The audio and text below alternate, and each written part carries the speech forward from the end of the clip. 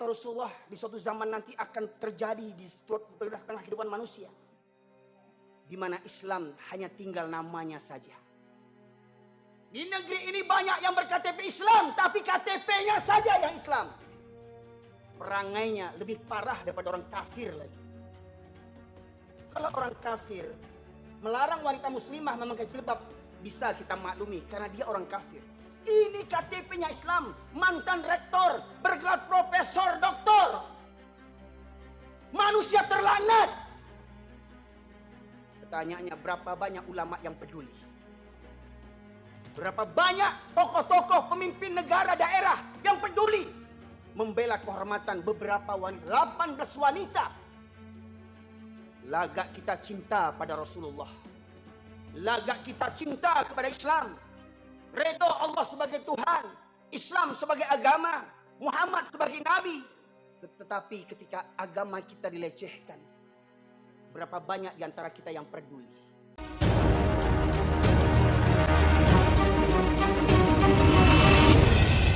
Alhamdulillah, nahmaduhu wa nasta'inuhu wa nastaghfiruh. Wa na'udzu billahi min syururi anfusina wa min sayyiati a'malina. Man yahdihillahu fala mudilla lahu wa ma yudlilhu fala hadiyalah. Asyhadu an la ilaha illallah wahdahu la syarikalah. Wa asyhadu anna Muhammadan abduhu wa rasuluhu alladzi la nabiyya ba'dah. Allahumma salli wa sallim ala nabiyyina Muhammad wa ala alihi wa sahbihi ajma'in. Qala Allah Ta'ala fil Qur'anil Karim, a'udzu billahi minasyaitonir rajim. Ya ayyuhalladzina amanu taqullaha haqqa tuqatih wa la tamutunna illa wa antum muslimun. Amma ba'du, ma'asyiral muslimin, usikum wa iyaya bitaqwallah faqad fazal muttaqun. Kama qala Allah Ta'ala, inna akramakum indallahi atqakum. Ma'asyiral muslimin, sidang jamaah Jumat rahimakumullah. Bersyukur senantiasa kita kehadirat Allah Subhanahu wa taala di atas kelimpahan rahmat dan karunia yang masih Allah anugerahkan kepada kita. Serta salawat dan salam kita haturkan kepada junjungan kita Nabi besar Muhammad sallallahu alaihi wasallam, yang dengan diutusnya beliau menjadi rahmat bagi seluruh sekalian alam. Ma'asyiral muslimin yang dirahmati oleh Allah, pada kesempatan kali ini khatib mengajak kepada diri khatib sendiri dan kepada kita semuanya, marilah kita memperbaharui, bermuhasabah, introspeksi, dan meningkatkan iman dan takwa kita kepada Allah Subhanahu wa taala. Karena tiada kemuliaan bagi seorang manusia, bagi seorang hamba bila tiada iman dan takwa. Seperti mana kata Buya Hamka, kalau hidup sekedar hidup, kalau kerja sekedar kerja, kalau makan sekedar makan, binatang di hutan juga hidup. Binatang di hutan juga bekerja. Binatang di hutan juga makan. Binatang di hutan juga membuat keluarga. Namun Allah ciptakan kita manusia sebagai makhluk yang sempurna, makhluk yang paling mulia, bahkan lebih mulia dibandingkan malaikat. Hingga Allah perintahkan di awal penciptaan manusia, Nabi Adam alaihissalam, Allah perintahkan kepada para malaikat semuanya untuk sujud hormat kepada Nabi Adam alaihissalam. Namun apabila manusia mengabaikan bimbingan Allah Subhanahu wa taala dan Rasulullah, maka niscaya manusia pun menjadi makhluk yang paling hina, sehina-hinanya. Maka daripada itu, masyaallah muslimin yang rahmati Allah, marilah kita hadirkan jiwa dan raga kita, jasad dan roh kita. Di setiap Jumat kita diwajibkan bagi para laki-laki untuk memperbaharui iman dan takwa, mendengarkan tausiah, ceramah, nasihat dari guru-guru kita, dari ustadz-ustadz kita, yang semoganya dapat meningkatkan iman dan takwa kita kepada Allah Subhanahu wa taala. Dan itulah bekal kita menuju alam akhirat, alam yang kita imani, yang kehidupan itu melebihi dahsyatnya dibandingkan kehidupan di dunia. Betapa dahsyat nikmatnya yang tak terbayangkan oleh kita. Dan betapa dahsyat pula kengerian neraka jahanam yang tak terbayangkan oleh kita pula. Maka daripada itu masyarakat muslimin yang dirahmati oleh Allah, di awal majlis ini, di awal khutbah ini, saya mengajak kepada kita semuanya untuk merenungi firman Allah yang sering saya ulang-ulang, agar kita tadabburi ayat ini, agar kita bercermin kepada Al-Quran, siapa diri kita sesungguhnya. Jangan pula bak kata pepatah, buruk muka cermin dipecahkan. Kalau dapat buruk muka kita, kita perbaiki diri kita. Kita perbaiki akhlak kita. Kita perbaiki moral kita. Kita perbaiki tingkah laku kita. Kita perbaiki hubungan kita kepada Allah dan hubungan kita kepada manusia. Di dalam surat Al-A'raf ayat 179 Allah berfirman, A'udzubillahi minasyaitonirrajim. Walaqad dzara'na li jahannama katsiran minal jinni wal ins lahum qulubun la yafqahuna biha wa lahum a'yunun la yubsiruna biha wa lahum adhanun la yasma'una biha ulaika kal an'am bal hum adall ulaika humul ghafilun. Dan sungguh akan kami penuhkan neraka jahanam banyak dari kalangan jin dan manusia. Mereka yang memiliki hati tetapi tidak digunakan untuk merenungkan ayat-ayat Allah. Secara zahirnya ayat Allah terbagi menjadi dua, yaitu ayat Qur'aniyah yang kita baca sehari-hari dan ayat-ayat kauniyah, bak kata orang kita, alam terkembang menjadi guru. Alam yang terbentang ini hendaklah menjadi pelajaran, menjadi guru bagi kita untuk merenungkan kebesaran dan kekuasaan Allah Subhanahu wa taala. Tadi Allah sebutkan dalam surat Al-A'raf 179, orang yang memenuhi neraka jahanam diantaranya yang pertama orang yang memiliki hati tetapi tidak digunakan untuk merenungkan ayat-ayat Allah. Orang yang punya hati tidak punya rasa takut kepada Allah. Orang yang punya hati tidak ada rasa cinta kepada Allah. Ada orang yang punya hati, mohon maaf masyarakat muslimin, kita tidak usah cerita orang kafir dulu. Kita bercerita tentang kita, tentang orang yang mengaku KTP-nya Islam dan mengaku bertuhankan kepada Allah, yang dia berikrar raditu billahi rabba wa bil islami dina wa bi Muhammadin nabiyya wa rasulah. Aku redha Allah sebagai Rabbku, Islam sebagai agamaku, Muhammad sebagai nabi dan Rasulullah. Benarkah ikrar kita itu tertancap dalam kolbu kita? Kita yakini dalam hati kita, kita ucapkan dengan lisan kita berulang-ulang kali, dan kita buktikan dengan amal perbuatan kita. Masyarakat muslimin yang dirahmati oleh Allah, betapa banyak orang Islam hari ini sholat seminggu sekali. Betapa banyak orang Islam hari ini lebih takut kepada manusia dibandingkan takut kepada Allah. Dan Allah tunjukkan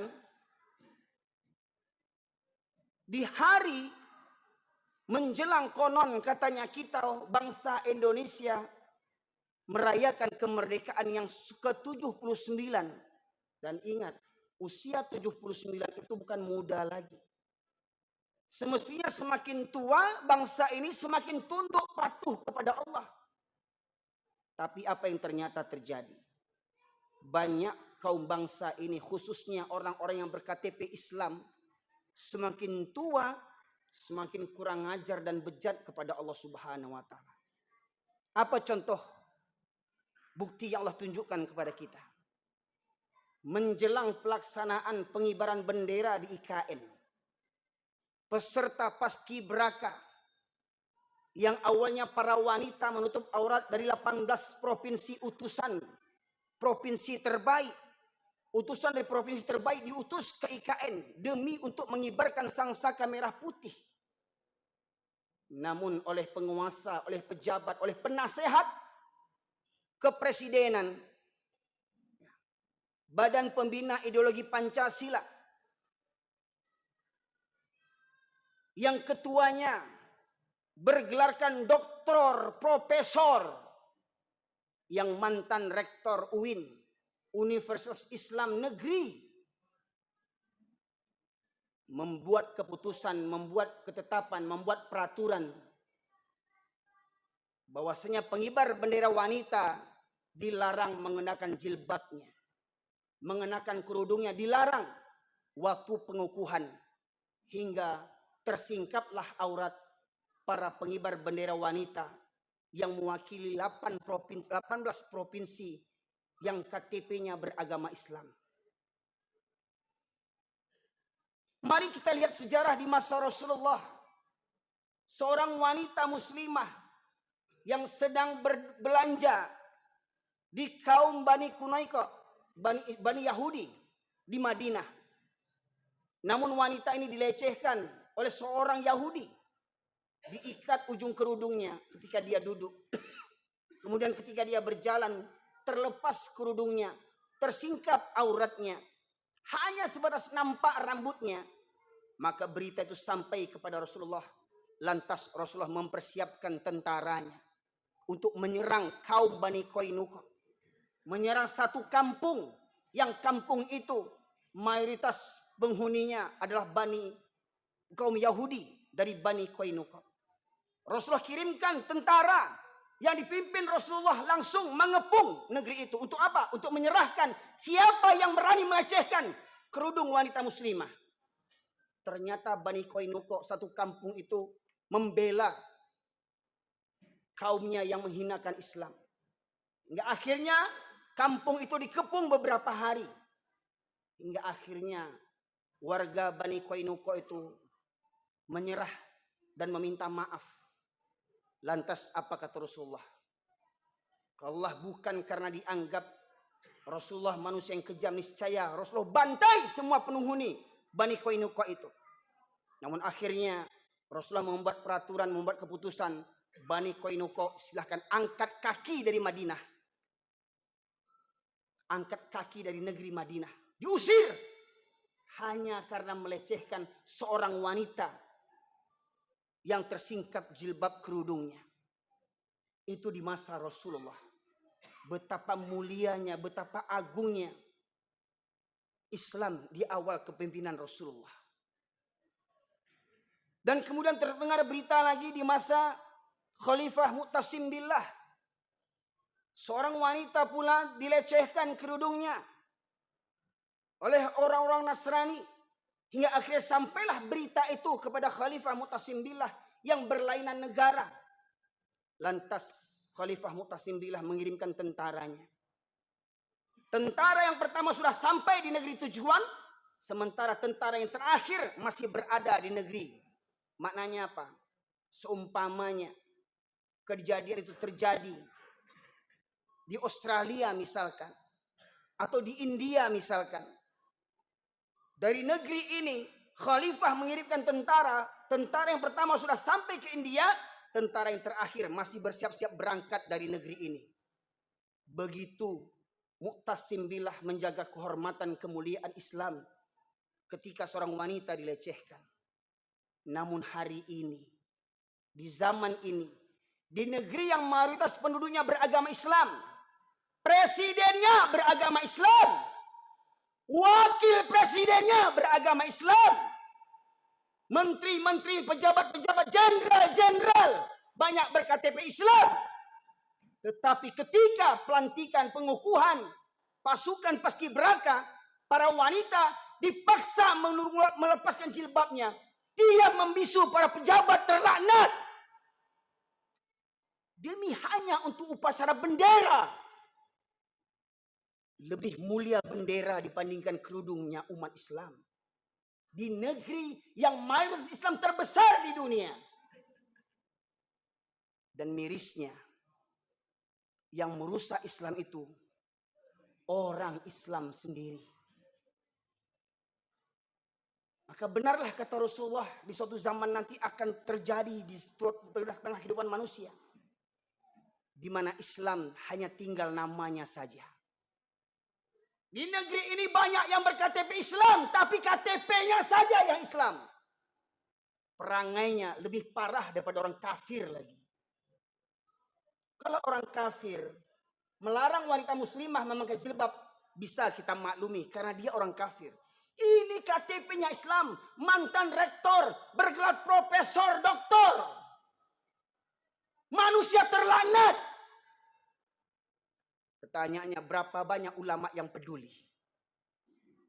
Berapa banyak tokoh-tokoh pemimpin negara daerah yang peduli membela kehormatan beberapa wanita, 18 wanita. Lagak kita cinta pada Rasulullah. Lagak kita cinta kepada Islam. Redha Allah sebagai Tuhan, Islam sebagai agama, Muhammad sebagai Nabi. Tetapi ketika agama kita dilecehkan, berapa banyak di antara kita yang peduli? Bahkan ada orang Islam mengatakan, alah cuma sekedar jilbab saja sih, kenapa sih repot amat? Begitu kondisi umat Islam hari ini. Bahkan ada orang Islam yang mengatakan, ah cuma sekedar jilbab saja kok. Bayangkan, itulah kondisi umat Islam hari ini, ma'asyiral muslimin.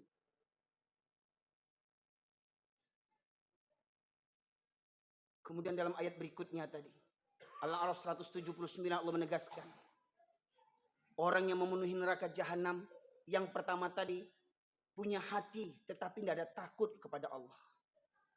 Begitu pula hari ini, tidak heran kalau orang Islam tidak peduli dengan agamanya.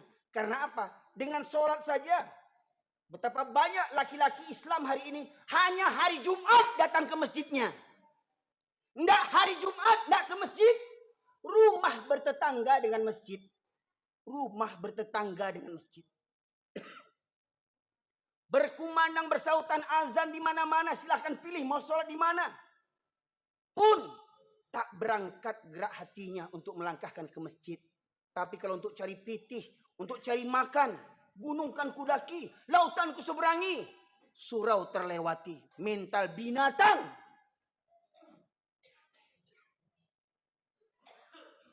Untuk cari makan mau bersusah-susah. Untuk mempersiapkan hari akhirat, berimankah kita bahwasanya nanti ada hari akhirat? Ada hari pertanggungjawaban. Mereka yang punya mata tidak digunakan untuk melihat tanda-tanda kebesaran Allah. Bencana silih berganti di negeri kita ini. Dari Gunung Merapi, banjir, longsor, pembunuhan di mana-mana, perampokan di mana-mana, koruptor di mana-mana. Pejabat-pejabat terlaknat yang koruptor. Pezina jadi anggota dewan, penjudi jadi anggota dewan. Pemabuk jadi anggota dewan, jadi pejabat negara. Mau kemana negeri mayoritas Islam terbesar di dunia ini, ma'asyiral muslimin? Ayat berikutnya Allah menegaskan, mereka yang memiliki telinga tetapi tidak digunakan untuk mendengarkan ayat-ayat Allah. Orang yang begini, Al-A'raf 179, punya hati, tidak ada takut kepada Allah. Punya mata, tidak ambil pelajaran. Punya telinga, tidak mau mendengar. Sudahlah datang seminggu sekali. Tidak pula konsentrasi. Masuk telinga kanan, keluar lagi dari kanan. Tidak ada yang masuk ke dalam hatinya. Orang seperti ini kata Allah, mereka seperti binatang ternak, bahkan lebih sesat, lebih hina daripada binatang lagi. Jadi kalau ada orang Islam bertetangga dengan masjid, berat langkah kakinya ke masjid, ini kata Allah saya sebutkan, itu binatang, bahkan lebih hina daripada binatang lagi. Walau di mata dunia dia dipandang hebat, dipandang kaya, dipandang hebat, sukses, tinggi pangkatnya, tinggi jabatannya. Tetapi ketika Allah memanggilnya, Allahu Akbar, Allahu Akbar, as-salatu khairu minan naum. Mereka tidak datangi panggilan Allah ini dengan bermalas-malasan. Orang seperti begini kata Allah, mereka seperti binatang. Bahkan lebih sesat dan hina daripada binatang lagi. Maka daripada itu masyarakat muslimin, malam nanti kita akan mengadakan mabit, malam bina iman dan takwa untuk tingkat remaja dan umum. Silakan bapak-bapak juga ikut bergabung nantinya. Kita akan tadaburi ayat-ayat Al-Quran. Kemudian kita akan tidur di masjid, iktikaf di masjid, dan jam 3 malam kita akan sholat tahajud berjamaah. Kemudian muhasabah. Kemudian kita mengajak remaja-remaja kita untuk sholat subuh berjamaah. Maka bagi para bapak sekalian yang mendengarkan ceramah ini, tolong hantarkan anak-anak kita. Hantarkan anak-anak kita dari usia sekolah, dari tingkat SD sampai remaja, untuk hati mereka tergantung dengan masjid. Karena Allah menegaskan dalam surat Maryam ayat yang 59, "Fakhalafa min ba'dihim khalfun adha'us shalah wattabu hawah fasawfa yalqawna ghayya." Maka akan datanglah generasi yang buruk, yaitu generasi yang menyia-nyiakan sholat dan memperturutkan hawa nafsunya. Maka niscaya generasi itu akan menjadi generasi yang tersesat. Masyaallah muslimin. Generasi ini jangan kita bayangkan yang muda saja. Jangan kita bayangkan yang muda saja.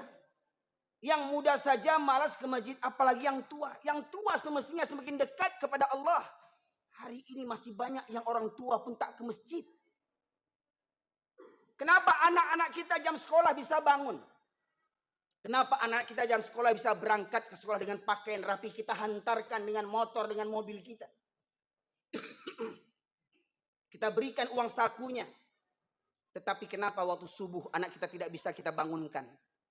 Kenapa waktu subuh anak kita tidak bisa kita bawa ke masjid? Kenapa?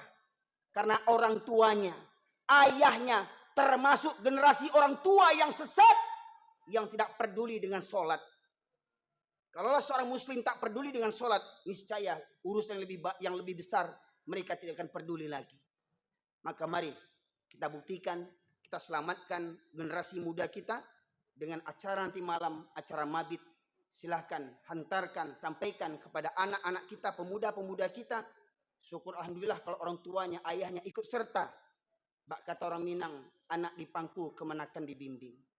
Semoga kiranya khutbah Jumat yang tegas ini, saya katakan bukan keras khutbah Jumat ini, itu bersumber dari firman Allah. Allah sebutkan orang yang tidak memahami ayat-ayat Allah, yang keras hatinya, yang membuta matanya, yang tuli telinganya. Khatamallahu ala qulubihim wa ala sam'ihim wa ala absarihim ghisyawatun wa lahum adzabun azim. Kata Allah, mereka binatang yang paling buruk di muka bumi ini. Fa'tabiru ya ulil albab la'allakum turhamun.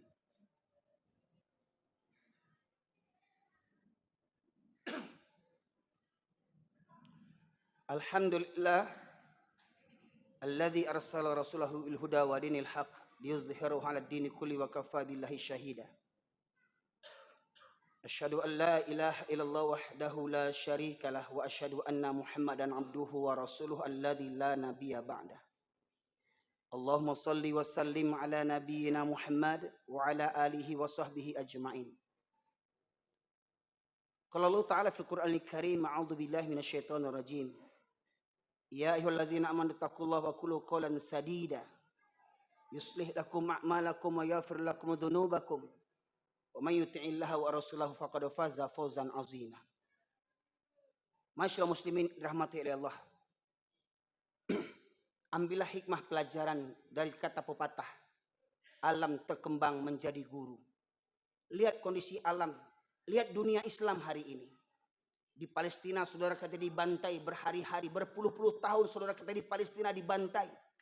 Namun raja-raja Arab, tentara-tentara Arab, pemimpin-pemimpin Islam, dia membisu, tak berani membela kehormatan saudaranya terhina.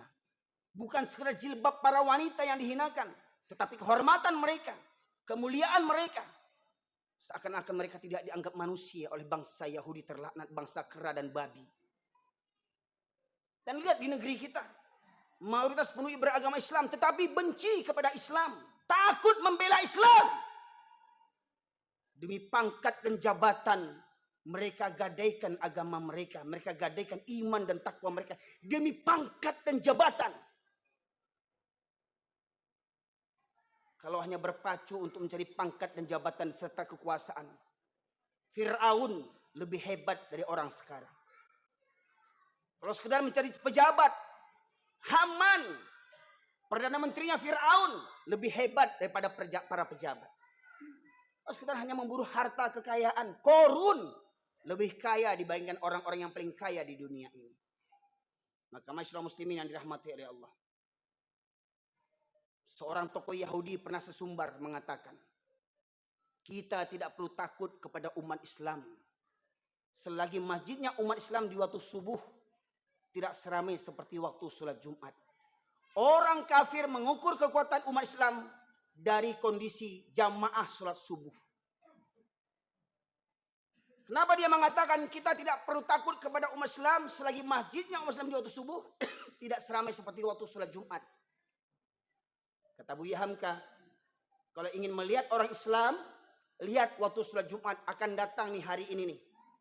Para penjudi bisa duduk datang. Para pemakai narkoba datang. Para koruptor datang. Rentenir datang. Pezina datang.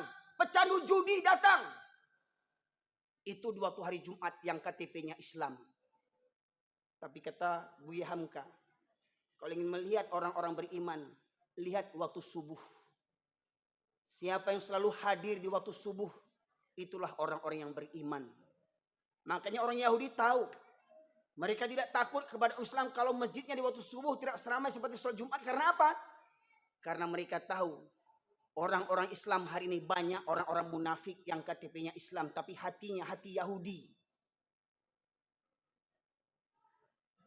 Kalau sumpahnya hidup mati demi Allah, inna sholati wa nusuki wa mahyaya wa mamati lillahi rabbil alamin. Bangun subuh aja susah. Berangkat melangkah ke masjid saja susah. Rumah dekat dengan masjid susah berangkat ke masjid. Bayangkan, manusiakah itu? Manusiakah itu? Yang Allah berikan hati, Allah berikan mata, Allah berikan pendengaran. Tak tergerak hatinya ketika berkumandang azan menggema di penjuru dunia ini. Di masa Rasulullah seorang buta bertanya kepada Rasulullah, Abdullah bin Umi Maktum, sudah tua, buta, tinggal sebatang kara, rumah jauh dari masjid, jalan berliku-liku, banyak binatang berbisa, 6 kesulitannya. Bertanya menghadap kepada Rasulullah, ya Rasulullah, bolehkah aku sholat di rumahku karena kesulitan yang kuhadapi? Aku orang tua yang buta, tinggal sebatang kara, rumah jauh, jalan berliku-liku, banyak binatang berbisa. Bolehkah aku sholat di rumahku? Apa kata Rasulullah? Apakah kau mendengar seruan azan? Dengar ya Rasulullah. Maka tidak ada keringanan bagimu untuk sholat di rumahmu. Orang tua buta yang tinggal sebatang kara, jauh rumah dari masjid, tak punya teman, tak punya kendaraan.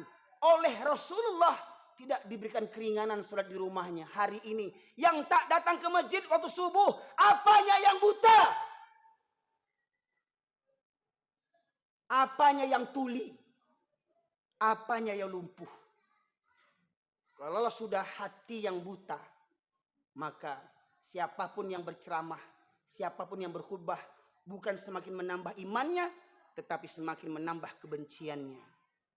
Itulah 2 karakter orang yang mendengarkan ceramah nasihat, kata Imam Syafi'i.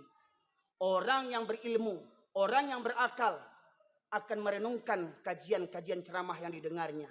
Tetapi orang yang jahil, orang yang bodoh, orang munafik akan merasa benci dan tersinggung dengan ceramah yang didengarnya. Maka tinggal pilih di bagian mana kita ini. Orang yang terkunci mati hatinya, ataukah masih ada seberkas hidayah yang masuk dalam kalbu kita untuk mengadakan perubahan di hari ini dan masa yang akan datang sampai akhir menjemput kita.